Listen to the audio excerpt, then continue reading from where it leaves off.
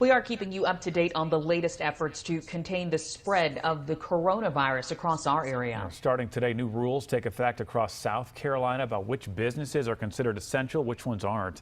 Starting tonight at 5, stores that sell clothing, furniture, sporting goods, they all have to close. That new order from Governor Henry McMaster labels them non-essential. On Friday, we told you the governor designated hardware, home improvement, and gun stores as essential services. He has not issued a statewide stay-at-home order just yet. The town of Chester has lifted its curfew. The mayor issued the order, which took effect at 11 o'clock last night.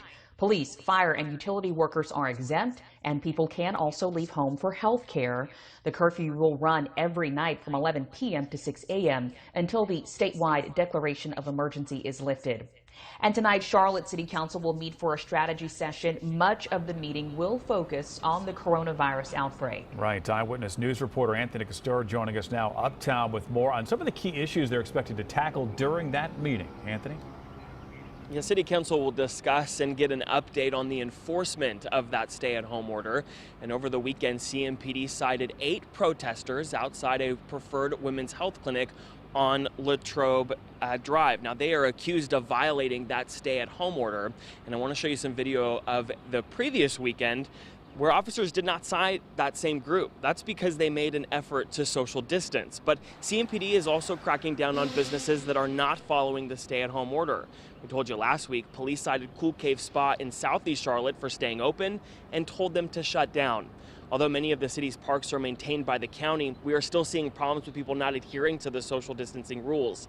Take a look. We got this video of a very crowded Romeo Bearden Park yesterday. You can see there's a group of people playing volleyball and a handful of others in the background there.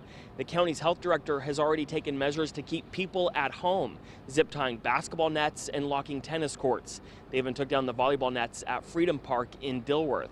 For now, the county parks are still open, but the county health director could close them if people continue to crowd those parks. Tonight, we expect to learn how the city will step up its efforts to encourage people to stay home. Back to you. All right, Anthony, thank you. Organizations are trying to make sure that they have what they need, including those that help others. But before they can do that, they're asking help from you to get the tools that they need to stay safe, things like masks, gloves. Eyewitness News reporter Aaron Edwards has those details. Safe Alliance and CMS continue to help the community each day.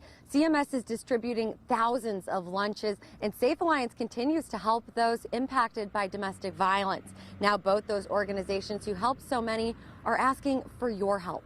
We have lots of needs within our community, and this is just one that is really critical right now. 29,000 meals are handed out each day by CMS custodial, nutrition, and operations employees. We want to make sure that all of our staff are protected. And to make sure staff members are staying safe, they're asking for the community's help to make 1,000 face masks. So here's some in progress that I've pleated but haven't sewn in the pleats. CMS board members like Carol Sawyer have been at work sewing masks themselves. She tells me they're looking for the masks to be 100% cotton and double layered. Our hope is to give, at least in the short run, each employee at least 2 masks so they can wear one and wash one and reuse them as they go. CMS isn't alone. We've got a lot of clients that we're serving both at the shelter and hotels, and we want to make sure that all of them have masks. Safe Alliance is also trying to protect employees and clients as the nonprofit works to keep domestic violence survivors safe during the pandemic. It gets worse too when people are in a stay-at-home order and they're with their partners, and violence can escalate sometimes. So we're starting to see some of that. They're working to collect 200 to 300 store-bought or homemade masks. We want to make sure that they are protected and that they're safe and healthy and well so they can do their jobs. If you'd like to help either organization, you don't even need to leave your home. To donate masks to Safe Alliance, you could go to their website and fill out a form, and they'll come pick up those masks for you. And for CMS, if you just email a board member, they'll also arrange to pick up the masks at your home. Back to you. On Friday, the CDC changed its position and is now recommending everyone wear a cloth mask in public.